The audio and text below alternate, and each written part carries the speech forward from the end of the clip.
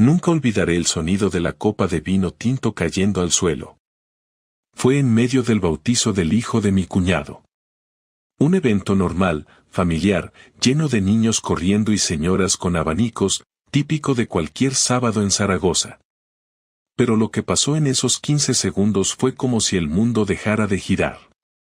Estábamos todos en la finca de eventos, al aire libre, en una terraza bien montada con toldos blancos y camareros con guantes. Yo hablaba con el padre de la criatura, cerveza en mano, cuando un amigo suyo, uno de esos que no conoces pero que se meten en la conversación como si fueran parte del grupo de toda la vida, me soltó algo como quien comenta el clima. «Tú eres el marido de Paula, ¿no?» «Sí», respondí. «Joder, macho. ¿Qué huevos tienes?» Me reí, sin entender. Pensé que era una broma, algo de confianza mal colocada. Pero el tipo siguió. «No sé cómo puedes estar tan tranquilo sabiendo lo de ella y el chino».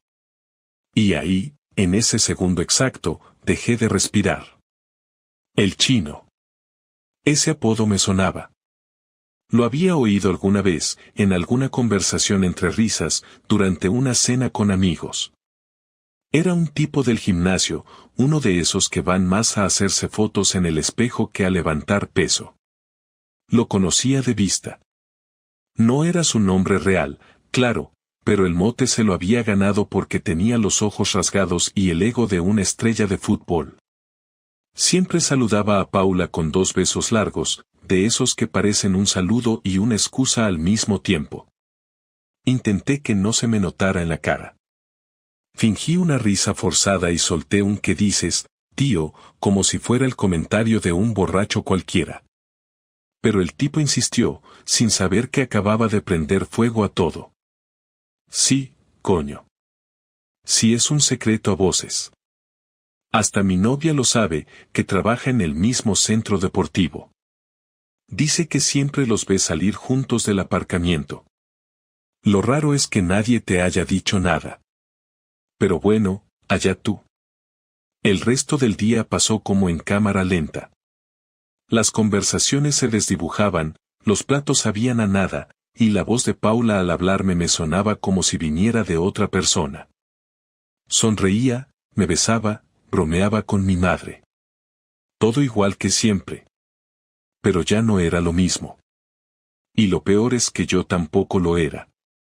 Me quedé ahí, con mi copa rota a los pies y el estómago encogido, intentando recordar si alguna vez fui verdaderamente feliz con ella, o si siempre estuve viviendo en un decorado falso que ahora empezaba a caerse a pedazos. No dormí esa noche. Me acosté con Paula al lado, como siempre, pero no cerré los ojos ni un minuto. Escuchaba su respiración tranquila, como si no hubiese pasado nada, como si no tuviera una vida paralela que yo estaba empezando a imaginar pieza por pieza. Lo que más me jodía no era la idea de que se hubiese acostado con otro, sino que todo el mundo menos yo pareciera saberlo. Me sentí expuesto, ridículo, como si llevara semanas o meses haciendo el papel del marido perfecto mientras otros se reían por detrás. Paula dormía en camisón, la misma prenda que usaba desde hace años, pero ahora verla así me generaba rechazo.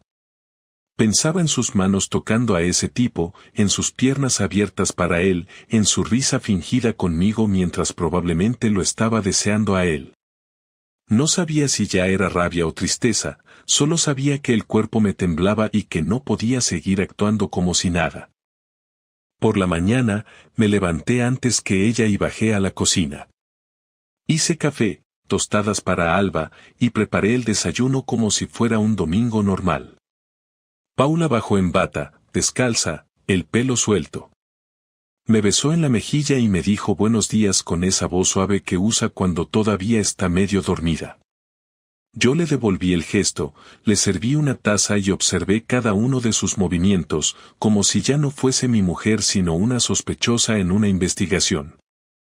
Durante todo el desayuno, me limité a escuchar. Ella habló del bautizo, de cómo su hermana estaba insoportable con los preparativos, de lo rico que estaba el vino que sirvieron, de que su madre le pidió que le pasara las fotos. Yo asentía, tomaba mi café y no quitaba la vista de sus ojos, esperando algún gesto, alguna señal, pero nada. Paula era una actriz perfecta. Después, ella se fue al gimnasio, como cada domingo por la mañana. Dijo que tenía clase de pilates y luego tomaría un café con Silvia, una compañera de trabajo. La seguí. No le dije nada, no hice ruido, solo esperé 5 minutos después de que saliera con el coche y la seguí en el mío, manteniendo distancia. La vi aparcar en el gimnasio y entrar. Hasta ahí, todo como siempre.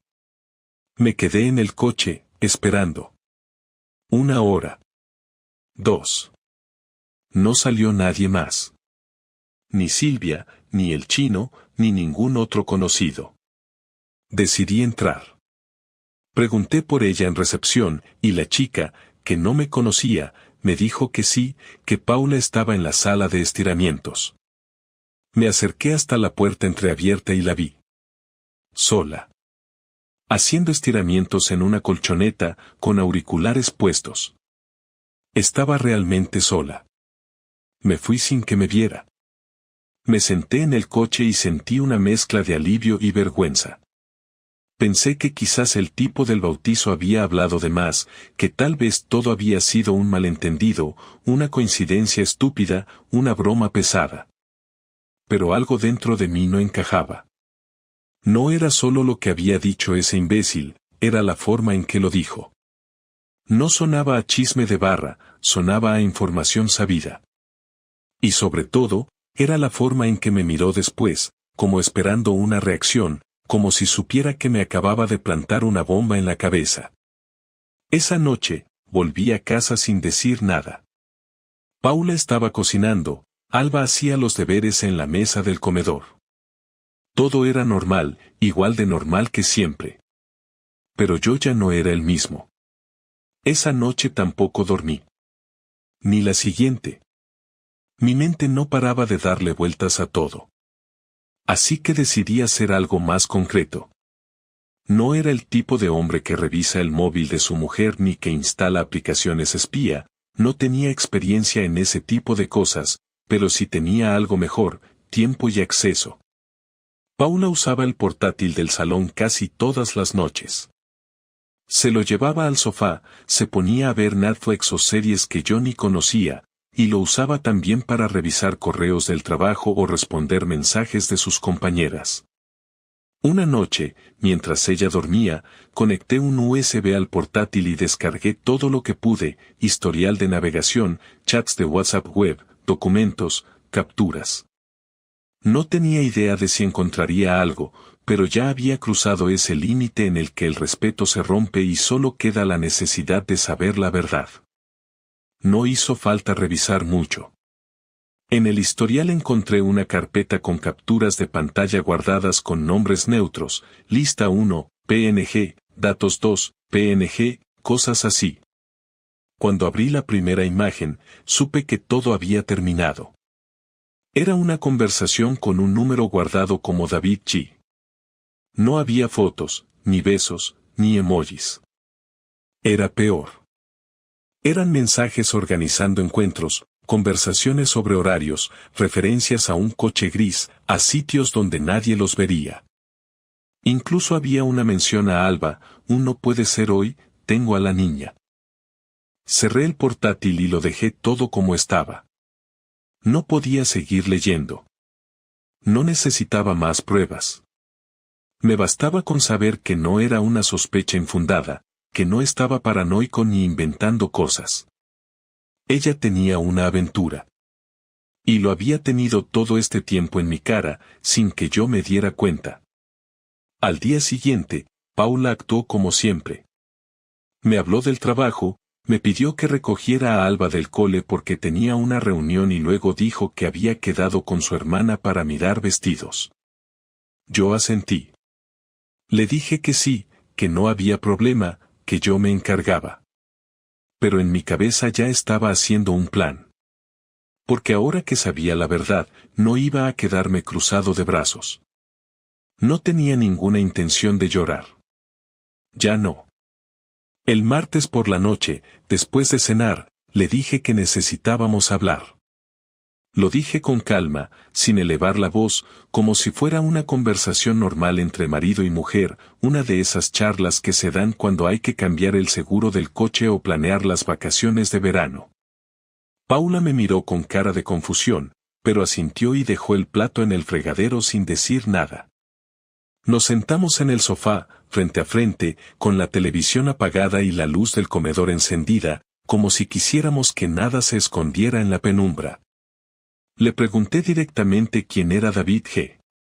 No le dije que había visto los mensajes, no mencioné el portátil, ni el archivo, ni las capturas, solo le lancé el nombre como una piedra, seco, sin adornos. Paula parpadeó rápido, tragó saliva y frunció el ceño como si estuviera intentando recordar a alguien con ese nombre, pero yo ya conocía esa expresión, la había visto otras veces cuando quería ganar tiempo. Tardó casi un minuto en responder. Me dijo que era un compañero del gimnasio, uno con quien coincidía a veces en las clases dirigidas y que un par de veces la había acompañado al coche por seguridad, porque salían tarde. Intentó reírse, nerviosa, como restándole importancia, pero la voz le temblaba. Le dije que sabía que mentía. Se lo dije así, sin rodeos. No grité, no golpeé nada. No la insulté. Solo la miré a los ojos y repetí que sabía que no me estaba diciendo la verdad. Entonces, cambió el tono. Se quedó en silencio unos segundos, bajó la mirada y dijo algo que no esperaba. No fue nada serio, murmuró. Solo nos vimos algunas veces, me hacía sentir viva, no buscaba hacerte daño.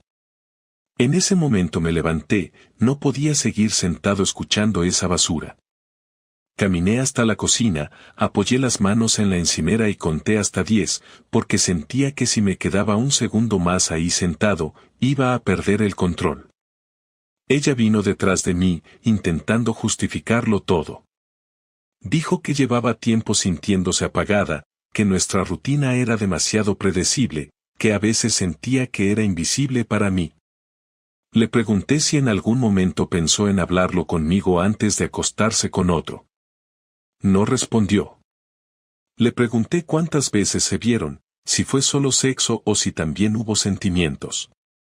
Dijo que no llevaba la cuenta, que solo pasó, que no lo planeó, que las cosas se dieron. Le pregunté si él sabía que era casada. Me dijo que sí. Le pregunté si le importó. Dijo que no mucho. Me reí, no porque tuviera gracia, sino porque no podía creer lo que estaba escuchando. En ese punto la conversación dejó de ser una conversación y se volvió una lista de golpes verbales. Yo preguntaba y ella respondía, a veces con evasivas, a veces con detalles que preferiría no haber escuchado. Me contó que se vieron en el coche, en un parking, que él la invitó a su casa una vez pero ella se negó, que se escribían durante el día y que a veces él pasaba por la clínica solo para verla de lejos. Me dijo que nunca pensó en dejarme, que lo nuestro era fuerte, pero que necesitaba algo distinto, algo que no podía explicar. Le pregunté si me amaba. Dudó. Le pregunté si lo amaba a él. Dijo que no. Le pregunté si lo seguía viendo. Se quedó en silencio. Ahí fue cuando me quebré, no delante de ella, pero por dentro sentí que algo se había roto de forma definitiva. Le dije que no me interesaba seguir escuchando excusas, que no necesitaba su versión de los hechos porque ya la tenía clara. Le dije que no era una adolescente confundida, que tenía una hija y una casa y un marido que había confiado ciegamente en ella. Y que todo eso lo había tirado a la mierda por un tipo con el que compartía unas sentadillas y un café. Ella me pidió que no gritara, pero yo no estaba gritando, estaba hablando más bajo de lo normal, y tal vez eso era lo que la asustaba. La conversación terminó cuando le dije que se fuera a dormir al sofá. No discutió. Agarró una manta y una almohada sin protestar, y se fue al salón sin mirarme. Me acosté en la cama y sentí el espacio vacío a mi lado como un agujero, no por su ausencia física, sino porque ya no había nada que reparar. Me quedé despierto hasta las 3 de la mañana, dándole vueltas a todo lo que habíamos vivido, preguntándome en qué momento empezó a fallar todo y por qué nunca me di cuenta. O peor, si en el fondo siempre lo supe pero preferí no ver nada. A la mañana siguiente no nos dijimos una palabra. Alba desayunó en silencio mientras Paula intentaba fingir normalidad, pero su cara lo decía todo. Yo la llevé al colegio como siempre, pero sin besarla en la frente, sin prometerle que estaría a la hora de la salida. Solo le dije que se portara bien y que hiciera caso a la profesora. Volví a casa, entré al baño, me lavé la cara y me miré al espejo durante un largo rato. Lo que vi fue un tipo que se había creído todas las mentiras, que había dejado pasar señales por comodidad o por miedo a ver la realidad. Pero ya no más. Había llegado el momento de hacer algo. No por venganza, al menos no todavía, sino porque no podía seguir viviendo con esa versión rota de mi vida. Paula tenía que entender que esto no se arreglaba con un lo siento. Tenía que sentir lo que yo sentí. Y estaba dispuesto a asegurarme de que así fuera. Pasé el día entero sin decirle una sola palabra. No porque no supiera qué decir, sino porque cualquier cosa que saliera de mi boca iba a sonar como un ataque, y prefería guardar esa energía para lo que realmente estaba planeando. A media tarde, salí de casa y me fui directo al centro comercial. Compré una tarjeta SIM nueva, un móvil barato, y una libreta pequeña. Nada de dejar rastros en mi móvil habitual. No pensaba hacer algo ilegal, pero sí quería que todo quedara bajo mi control. Me senté en una cafetería y comencé a escribir nombres, fechas aproximadas, lugares donde se habían visto según las conversaciones, horarios, todo lo que pudiera usar después. No quería solo que ella se sintiera culpable. Quería que tuviera miedo. Quería que cada día se preguntara si alguien más lo sabía. Quería que lo mirara a él con desconfianza, que pensara que tal vez la estaba usando, que quizás él mismo ya lo había contado todo a alguien. No bastaba con que sufriera. Necesitaba que se destruyera por dentro, que su mentira se volviera su cárcel.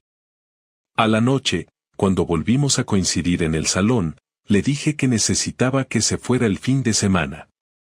Que yo me quedaría con Alba y que ella podía irse a casa de su hermana o de su madre. No le di opción. Solo se lo informé. Me miró como si estuviera a punto de decir algo, pero se lo tragó. Asintió y dijo que lo entendía. Subió las escaleras con la cabeza gacha. El viernes por la tarde, preparó una pequeña maleta, le dio un beso seco a nuestra hija, y se fue. No preguntó por qué. Sabía perfectamente que yo no quería verla. El sábado a primera hora fui al gimnasio donde entrenaba a ella. Fingí interés en apuntarme. Me dijeron que podía hacer una clase de prueba, y accedí. Pregunté si el instructor de fuerza, David, estaría ese día.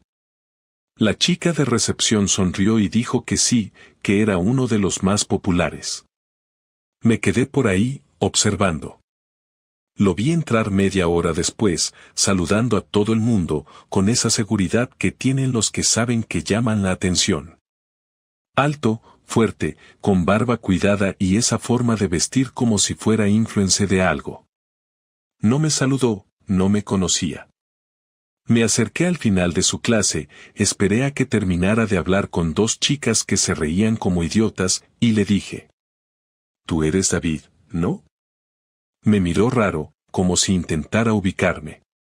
«¿Nos conocemos?». «No, pero deberías saber quién soy. Soy el marido de Paula». Ahí cambió la expresión. No se puso nervioso, pero sí bajó un poco la voz. «Mira, no quiero problemas, de verdad. Ya hablé con ella y... no has hablado conmigo, que es lo que importa. No vengo a amenazarte, ni a montar una escena. Solo vengo a decirte una cosa». David me miró, esperando que dijera algo más. Me acerqué un poco, sin dejar de mirarlo a los ojos. Tú sabías que era casada. Aún así, decidiste meterte. No me importa si lo hiciste por placer, por aburrimiento o porque te creíste especial. Me da igual. Lo que te quiero dejar claro es que a partir de ahora cada cosa que hagas en este gimnasio va a tener alguien observándola. No te voy a seguir, no te voy a tocar, no te voy a escribir. Pero tampoco voy a olvidarme. Solo quiero que sepas que a partir de este momento estás en mi radar. Y si vuelves a acercarte a mi mujer, aunque sea para saludarla, juro que me encargaré de que te arrepientas. No respondió. Solo me miró. Le di una palmada en el hombro, suave, como si fuera un gesto entre amigos, y me fui sin decir nada más. Ya había cumplido con esa parte. Al día siguiente, envié desde el móvil nuevo un correo anónimo a la clínica donde trabajaba Paula, con una captura de pantalla de uno de los mensajes más comprometidos, uno donde él le decía que le encantaba cómo gemía. No firmé nada, no puse detalles, solo lo suficiente para que alguien en administración se empezara a preguntar si todo era tan limpio como parecía. Luego apagué el móvil y lo tiré al contenedor más cercano. No quería rastros, ni pistas, ni tonterías. No quería que me descubrieran. Solo quería que cada vez que Paula entrara a su trabajo se preguntara si alguien más sabía. Que se sintiera expuesta, como yo me sentí en ese maldito bautizo. Que no pudiera caminar tranquila por los pasillos. Que no supiera si al otro lado de la puerta había una compañera que la estaba juzgando. La siguiente parte fue más sutil. Empecé a hablar con Alba sobre la importancia de la sinceridad. Le dije que en la vida a veces uno comete errores, pero que lo peor no es fallar, sino esconderlo. Le hablé de las mentiras, de cómo destruyen la confianza, de cómo los secretos hacen daño. No mencioné a su madre, no usé su nombre, pero Paula me escuchaba desde la cocina. Estoy seguro.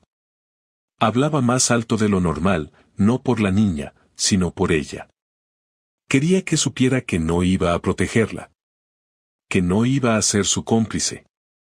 Que no iba a guardar silencio. Paula ya no tenía el control de nada. Cada paso que daba estaba condicionado por la duda, por la paranoia, por el miedo a que en cualquier momento alguien la enfrentara, como lo hice yo. Esa noche, se encerró en el baño durante más de 1 hora. No cenó. No habló. No discutió. Algo dentro de ella había empezado a romperse. Y era solo el principio. El miércoles por la noche, mientras Alba dormía, Paula vino a buscarme al comedor.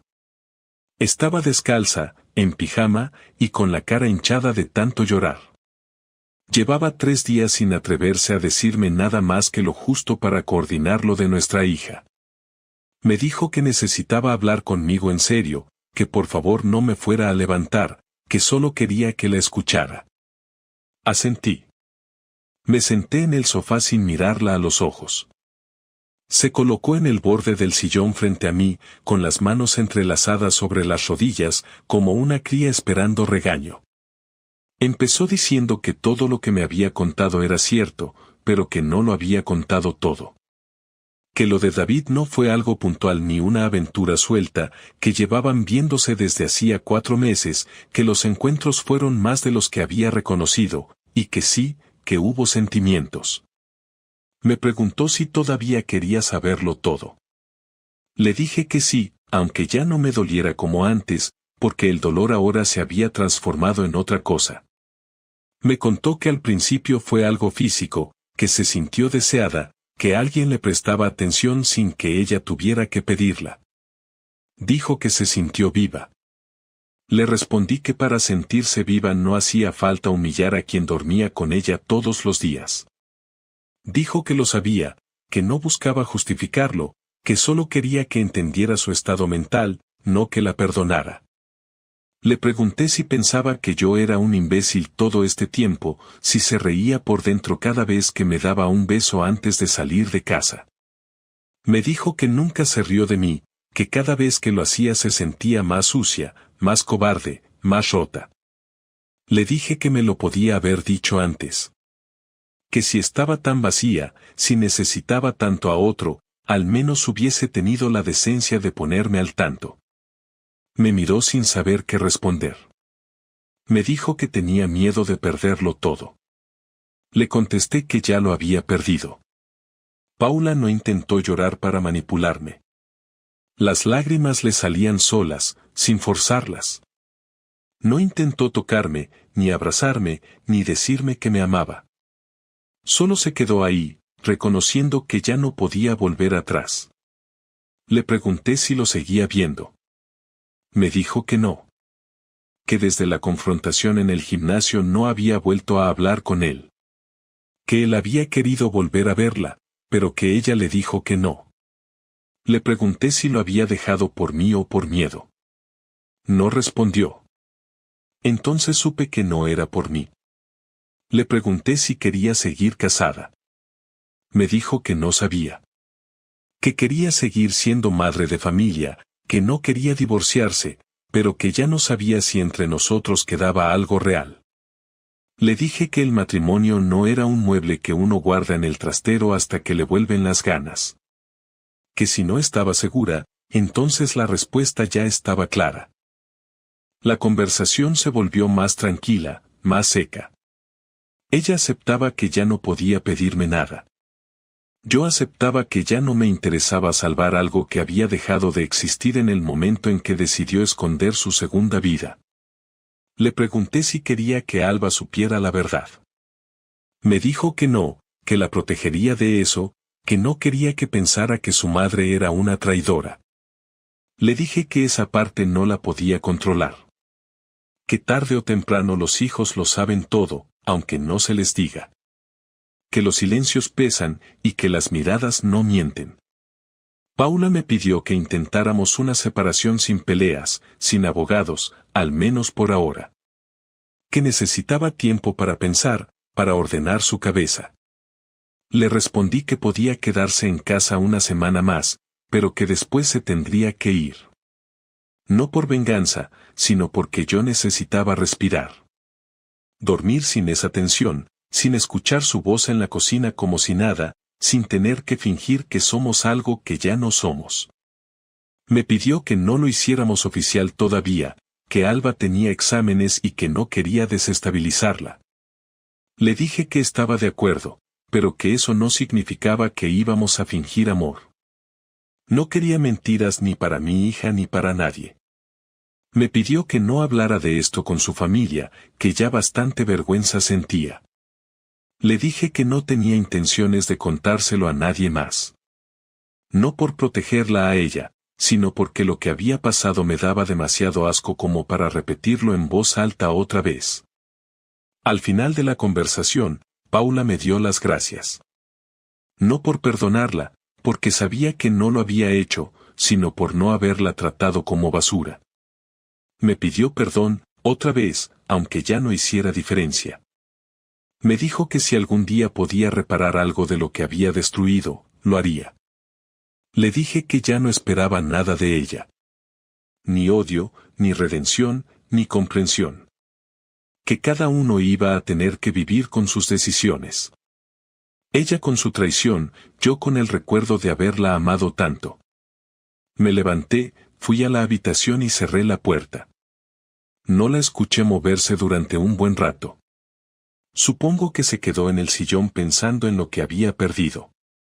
No volví a mirarla esa noche. No volví a hablarle el resto de la semana más allá de lo necesario. Para mí, el cierre ya había empezado. El lunes siguiente preparó una mochila pequeña y se fue antes de que Alba se levantara. Me dejó un mensaje en el móvil diciendo que se iba a casa de su hermana, que hablaríamos durante la semana, que me agradecía haber sido justo, que no me odiaba aunque entendiera que yo quisiera hacerlo. No le respondí. Ese mismo día contacté a un abogado, le expliqué la situación y acordamos iniciar los trámites de separación. Le dejé claro que no quería peleas por la custodia ni por el piso, que no iba a pedirle nada más que un cierre limpio, sin juegos, sin trampas, sin escenas. El abogado entendió perfectamente y me aseguró que si todo seguía así, el proceso podía ser rápido. Me dio una lista de cosas que debía empezar a organizar: papeles, cuentas, registros de propiedades, todo lo que uno nunca piensa que va a tener que separar algún día de alguien con quien se suponía que iba a envejecer. Durante esa semana, volví a dormir mejor. No porque me sintiera en paz, sino porque al menos la tensión constante se había ido. Alba notó que algo no estaba bien. Me preguntó por qué mamá no dormía en casa, y le dije que estábamos tomándonos un tiempo. Me miró como si supiera que era una mentira a medias, pero no insistió. Siguió yendo al colegio, haciendo sus tareas, preguntando si el fin de semana podía ir a casa de su amiga Clara. Se comportó como una niña que no quiere entrometerse, pero que está absorbiendo cada detalle. Eso fue lo que más me dolió. No la traición, no la humillación, no la pérdida, sino el daño colateral. Que mi hija ya no pudiera vivir en una casa normal, con dos padres que se respetan, que no supiera cómo actuar frente a esta nueva versión de su familia. La siguiente vez que vi a Paula fue el viernes, cuando vino a recoger algunas cosas. Yo estaba en la cocina. Me saludó en voz baja, pasó directamente a la habitación y no salió durante más de media hora. Cuando bajó, me pidió si podíamos hablar un momento, sin levantar la voz, sin escenas. Le dije que sí.